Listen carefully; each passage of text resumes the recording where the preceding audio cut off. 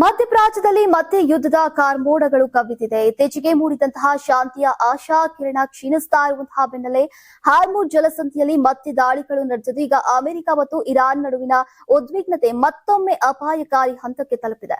America Iran ನಡುವಿನ ಸಂಘರ್ಷ ಮತ್ತೆ ತೀವ್ರಗೊಂಡಿದ್ದು ಹಾರ್ಮುಜ್ ಜಲಸಂಧಿಯಲ್ಲಿ 3 ವಾಣಿಜ್ಯ ಹಡಗುಗಳ ಮೇಲಿನ ದಾಳಿಯ ಬೆನ್ನಲ್ಲೇ ಈಗ ಅಮೆರಿಕ ಇರಾನ್ ಹಲವು ಗುರಿಗಳ ಮೇಲೆ ವೈಮಾನಿಕ ದಾಳಿಯನ್ನ ನಡೆಸಿದೆ. ತೈಲ ರಫ್ತಿನ ಮೇಲೂ ಕೂಡ ಹೊಸ ನಿರ್ಬಂಧಗಳನ್ನ ವಿಧಿಸಿದೆ. ಬ್ರಿಟಿಷ್ ಕಡಲ ಭದ್ರತಾ ಸಂಸ್ಥೆಗಳ ಪ್ರಕಾರ ಈಗ ಹಾರ್ಮುಜ್ ಜಲಸಂಧಿಯಲ್ಲಿ ಸಾಗ್ತಾ ಇದ್ದಂತಹ 3 ವಾಣಿಜ್ಯ ಹಡಗುಗಳ ಮೇಲೆ ದಾಳಿ ನಡೆದಿದ್ದು ಕತಾರ್ಗೆ ಸೇರಿದಂತಹ LNG ಟ್ಯಾಂಕರ್ಗೆ ಈಗ ಹಾನಿಯಾಗಿದೆ. ಈ ದಾಳಿಗೆ ಅಮೆರಿಕ ಇರಾನ್ ಅನ್ನ ಹೊಣೆಗಾರರನ್ನಾಗಿ ಮಾಡಿದ್ದು ಈಗ ಇರಾನ್ ಆರೋಪವನ್ನ ತಳ್ಳಿ ಹಾಕಿದೆ. ಈ ಬೆಳವಣಿಗೆ ಈಗ 60 ದಿನಗಳ ಶಾಂತಿ ಮಾತುಕತೆಗೆ ದೊಡ್ಡ ಹಿನ್ನಡೆಯಾಗಿ ಪರಿಣಮಿಸಿದೆ.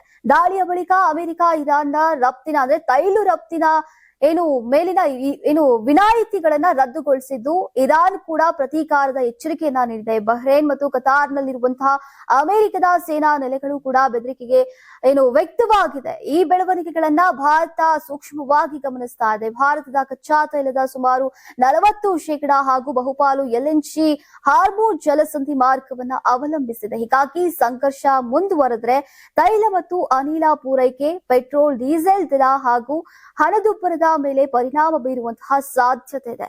ಜಾಗತಿಕ ತೈಲ ಸಾಗಣೆಯ ಸುಮಾರು 20% ಹಾರ್ಮುಜ್ ಜಲಸಂಧಿಯ ಮೂಲಕನೇ ನಡೆಯೋದ್ರಿಂದ ಈ ಪ್ರದೇಶದಲ್ಲಿನ ಯಾವುದೇ ಉದ್ವಿಗ್ನತೆ ವಿಶ್ವದ ಇಂದಿನ ಮಾರುಕಟ್ಟೆ ಮತ್ತು ಆರ್ಥಿಕತೆಯ ಮೇಲೂ ಕೂಡ ನೇರ ಪರಿಣಾಮ ಬೀರುವಂತಹ ಸಾಧ್ಯತೆ ಇದೆ. ಹೀಗಾಗಿ ಅಮೆರಿಕ ಇರಾನ್ ನಡುವಿನ ಮುಂದಿನ ಬೆಳವಣಿಗೆಗಳತ್ತ ಸದ್ಯ ಜಾಗತಿಕ ಸಮುದಾಯದ ಚಿತ್ತ ನೆಟ್ಟಿದೆ.